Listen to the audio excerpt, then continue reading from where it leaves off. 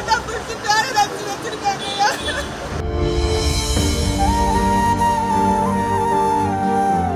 என் பிள்ளை இன்னைக்கு அனாதை ஹாஸ்பிட்டல் 2 நாளா கிடக்குது. என் பிள்ளைக்கு நீதி வாங்கி கொடுங்க ஐயா.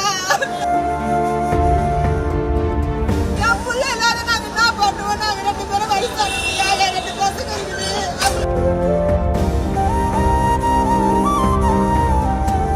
என் பையனுக்கு வந்து ஞாயிற்றுக்கிழமை 4 மணிக்கு கூட்டு போயிருக்காங்க. என் பையன் வீட்டில் இருக்க சொல்ல ஃபோன் பண்ணி இது மாதிரி வாடா குடிக்க போலான்னு சொல்லிட்டு கூட்டுக்கிறானுங்க ஐயா. ராஜகுமார் வீட்டுக்கு கூட்டும் போய்க்கிறாங்க, பாருக்கு போய்க்கிறானுங்க. அங்கே குடிச்சிட்டு ஏதோ ஒரு சண்டை இருக்குது. அந்த சண்டையில் வந்து என் பையன் என்ன பண்ணிருக்காங்க, 75 கேஸ் போட்டு கூட்டும் போயிட்டு இட்டுன்னு வந்துட்டு இருக்கிறாங்க. இட்டுன்னு வந்துங்கள மறுபடியும் இட்டுன்னு போயிட்டு மறுபடியும் பீர் வாங்கிட்டு போய் என் புள்ளைய குடிக்க வச்சு அடிச்சு மொட்டை மாட்டிலேருந்து கீழே தள்ளிட்டு இருக்கிறாங்க ஐயா. ஆனால் நான் சொல்கிறேன் அவங்க குடிச்சிட்டு ஊந்துட்டான்றாங்க. இல்லையா, என் பிள்ளை சாவு மேலே எனக்கு ரொம்ப டவுட்டாக இருக்குது. அவன் மாட்டில் அடிச்சுக்கிறாங்க. அடிச்சு தான் அவன் மூளை நேரம் கட் ஆகிட்டு அந்த எல்லாமே அடிப்பட்ட சைட்லாம் ஃப்ரண்ட்டில் எதுவுமே அடி இல்லை. அவன் விழுந்தா மொட்டை மாடிலேருந்து விழுந்ததுக்கு ஃப்ரண்ட்டில் அடியே இல்லையா என் குழந்தைக்கு. சரிங்கய்யா, நான் என்ன சொல்கிறேன், இன்னாது கூட நான் போகிறேன். இன்னும் என் பையன் சொன்னாயா 27ஆம் தேதி என் பையன் என்கிட்ட பேசுகிறான். இது மாதிரி 2 பேர் ராஜகுமார் குணான்றவன் என்னை அடித்து தள்ளினாங்க கீழே. ஹாஸ்பிட்டலுக்கு சொல்றாரு. 27ஆம் தேதி கண்ணு முடிச்சாரு அவரு. எதுக்காக அடிச்சாங்கன்னு கேட்டதுக்கு இப்படிதான்றான். அதுக்கப்புறம் ராஜகுமார் கிட்ட நான் போன் பேச சொல்ல, உன் பையன் பாக்கெட்ல காசு இருந்துச்சு, நீங்க எடுத்தீங்களா? நான் எடுக்கல.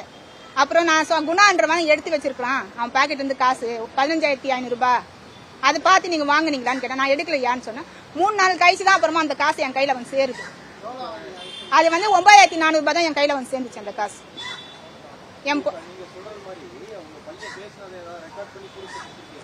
ரெக்கார்ட் பண்ணி நான் போலீஸ் கிட்ட கொடுக்க வச்சிருக்கேன். ரெக்கார்ட் பண்ணேன். அவன் அந்த மவுஸ் போட்டுக்கிறதுனால அவங்களுக்கு தெரியல, புரியலன்றாங்க.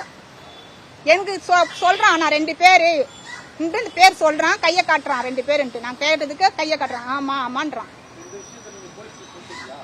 சொல்லிட்டேன்யா, போலீஸ்ல ரெக்கார்டே காமிச்சோம். எங்களுக்கு அது புரியலன்றாங்க. யாரு 2 பேரும் நேற்று கூப்பிட்டு விசாரிச்சாங்கய்யா. சண்டை கேஸ் மாதிரி பேசி அனுப்புறாங்க. அவங்க தான் நியாயமா பேசுறாங்க, நீ ஆதங்கத்துல பேசுற, இதுக்கும் அதுக்கும் அவங்களுக்கு சம்பந்தமே கிடையாது அப்படின்ற மாதிரி பேசுறாங்க. எனக்கு இந்த இதுதான் என் பையன் மேல சந்தேகமா இருக்கு, டவுட்டா இருக்குது. எனக்கு என் பொண்ணு சாவு மேல எனக்கு டவுட்டா இருக்கு. அது எனக்கு டவுட். அவங்கள பிடிச்சி உட்கார வைங்க. அவங்க சுத்தி இருக்கிறாங்க ஏரியா உள்ள. அவங்கள ஏரியாவுல சுத்த விட்டுட்டு நான் எப்படி என் போஸ்ட்மார்ட்டம் பண்ணி என் புள்ளியத்துமே நாங்க போட்டு பார்த்து நிற்க முடியுமா?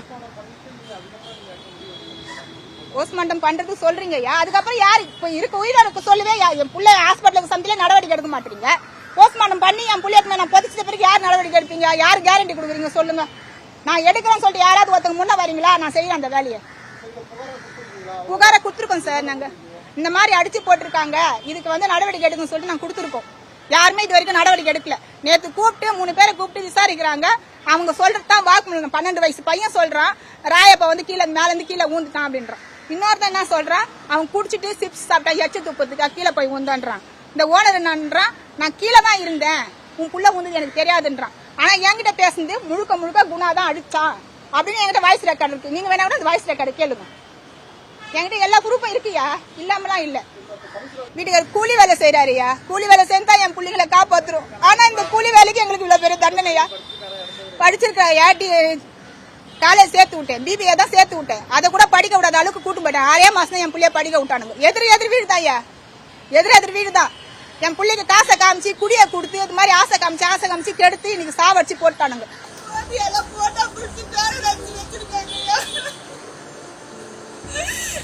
ராஜா பாத்தீங்கன்னா அவ்வளவு அழுகு போனையா.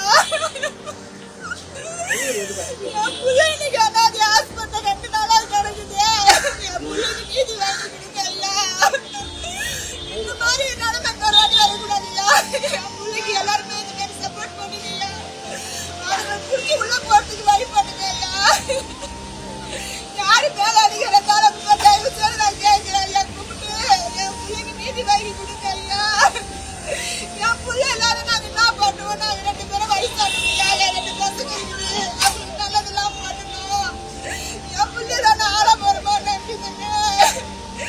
நான் என் பிள்ளைய சாட்சி போட்டுட்டாங்களே ஐயா. என் பேரை யாரையா காப்பாத்தி கொடுப்பாங்க? என்னோட ஆதகத்தை சொல்றாங்க. யாரையும் பெத்தவங்க மாதிரி பேசுற மாதிரி ஆதகத்துல பேசுறாங்க. பெரிய இடத்துக்குலாம் பெரிய ஆள் என்ன கையா கூப்பிடுறாங்க.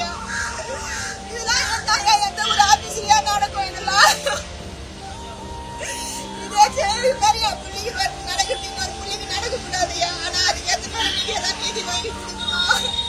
என் குழந்தை இந்த மாதிரி கிடக்குதாதியா.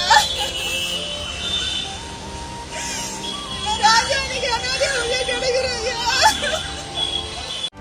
செய்திகளை உடனுக்குடனும் துல்லியமாகவும் தெரிந்து கொள்ள சப்ஸ்கிரைப் பண்ணுங்க.